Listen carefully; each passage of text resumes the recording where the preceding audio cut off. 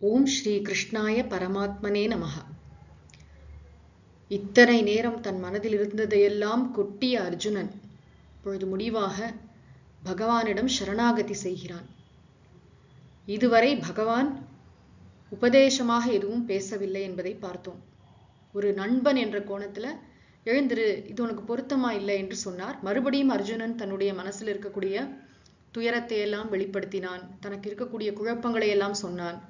இப்பொழுது அர்ஜுனன் என்ன பேசுகிறான் என்பது மிக முக்கியமானது. இந்த ஸ்லோகம் ரொம்ப ரொம்ப முக்கியம் என்று பெரியவர்கள்லாம் சொல்லுவாங்க. ஏன்னா இந்த ஸ்லோகம் இதை சொன்ன பிறகுதான் பகவான் உபதேசத்தை தொடங்க போகிறார். படிக்கலாம். கார்பண்யதோஷோபஹத ஸ்வபாவஹ ப்ருச்சாமி த்வாம் தர்ம சம்மூடசேதாஹ யச்ரேயஸ்யான் நிஷ்சிதம் ப்ரூஹி தன்மே சிஷ்யஸ்தேஹம் ஷாதிமாம் த்வாம் பிரபன்னம். முதல்ல தன்னுடைய நிலைமை என்ன என்பதை ரொம்ப தெளிவாக ஹானஸ்டா சொல்றான். கார்பண்ய தோஷ உபஹத ஸ்வபாவஹ, என்னுடைய இயல்பு எப்படி இருக்குன்னா, பற்று சிறுமை என்ற கேட்டினால் அபகரிக்கப்பட்ட உள்ளத்தை உடையவனாக இருக்கிறேன். மனசுல பற்று புறையோடி போயிருக்கிறது. அதனால என்னாச்சுன்னா புத்தி வேலை செய்ய மாட்டேங்கிறது. தர்ம சம்மூட சேதாகா, குழப்பம் அடைந்தவனாக, எதை செய்ய வேண்டும் எதை செய்யக்கூடாது என்பதை தெரியாதவனாக, முடிவு செய்ய முடியாதவனாக, துவாம் பிரிச்சாமி, உங்களை கேட்கிறேன், எனக்கு எது ஸ்ரேயஸோ அதை உறுதியாக எனக்கு சொல்லுங்கள். அகம் தே சிஷ்யக, இந்த வார்த்தை ரொம்ப முக்கியம். நான் உங்களுடைய சீடன். மாம் ஷாதி, எனக்கு உபதேசம் செய்யுங்கள். நான் எப்படிப்பட்டவன்? துவாம் பிரபன்னம் மாம் ஷாதி, உங்களை சரணாகதி செய்துள்ள எனக்கு உபதேசம் செய்யுங்கள், என்னை சீடனாக ஏற்றுக்கொள்ளுங்கள். இதுதான் சரணாகதி.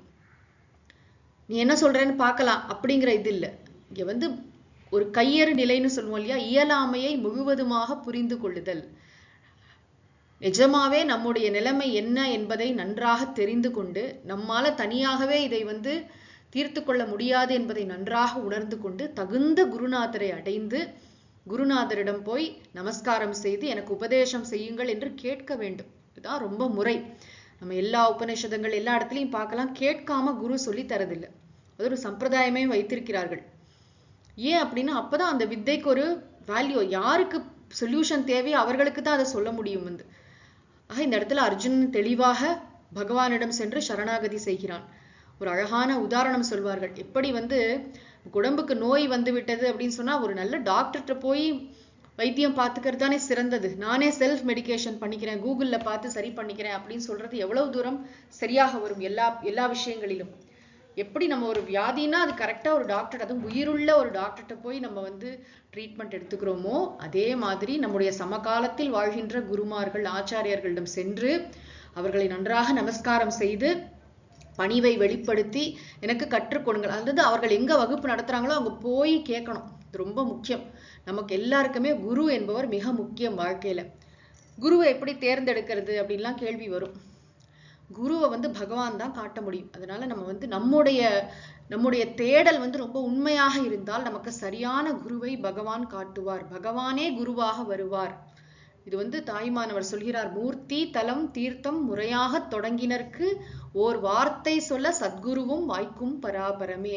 நம்ம கோவில் கோயிலா போய் பிரார்த்தனை, இந்த ஒரு பிரார்த்தனை எப்பயும் இருக்கணும், எனக்கு நல்ல சத்குருநாதர் அமைய வேண்டும் என்று. அப்ப நமக்கு ஒரு குருநாதர், பகவானே தான் குருவாக வருகிறார். நமக்கு நம்முடைய மனசுல இருக்கக்கூடிய இந்த தாபங்கள், இந்த முடிச்சுகள், இதெல்லாம் யார் தீர்க்க முடியும்? அதாவது நம்மள உண்மையிலே லைட்டா நம்ம மனசுன்னு ஒண்ணு இருக்கிறதே தெரியாத அளவுக்கு நம்முடைய மனதை அவ்வளவு ஒரு லகுவாக இருக்கும்படி, நான் அப்படிங்கிற சொல்லுக்கான பொருளையே நாம் வேறு விதமாக புரிந்து கொள்வோம். அப்படி நம்முடைய வாழ்க்கையில எங்க இருக்கு பிரச்சனை அப்படின்னு கேட்கிற மாதிரி நம்மை குருவால் மாற்ற முடியும். இது மேஜிக்லாம் இல்லை. இந்த விஷயத்தை நமக்கு புரிய வைப்பார்.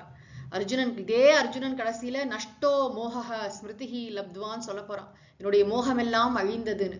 அந்த நிலைக்கு நம்மை குருநாதர் இட்டு செல்வார். கம்ப்ளைண்ட் ஃப்ரீ ஆக்கிடுவார். இந்த வாழ்க்கையில எல்லாத்தையும் விளையாட்டாக, தர்மமான விளையாட்டாக, லீலையாக சிரித்து கொண்டே நம்மால் எல்லாவற்றையும் எதிர்கொள்ள முடியும். அமைதியான ஆனந்தத்தில் நிலைத்திருந்து கொண்டு இந்த உலகத்திற்கு மிகச்சிறந்த பங்களிப்பை நம்மால் சேவையை செய்ய முடியும்.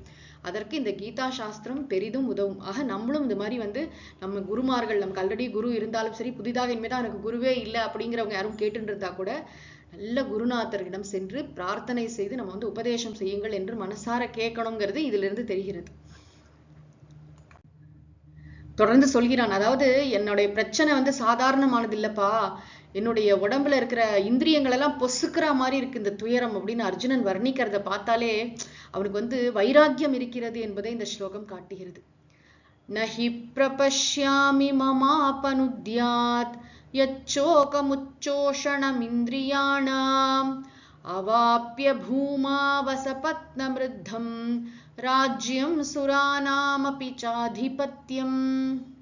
இந்த உலகத்துல எதிரிகளே இல்லாத வளமான செழுமையான ராஜ்யம் கிடைத்தாலும் சரி, தேவர்களுக்கெல்லாம் அரசாட்சி செய்யக்கூடிய இந்திர பதவியே கிடைத்தாலும் சரி, என்னுடைய இந்திரியங்கள் எல்லாம் சுட்டு பொசுக்குகின்ற இந்த துன்பத்திலிருந்து விடுபட நான் வேறு வழி எனக்கு தெரியவில்லை.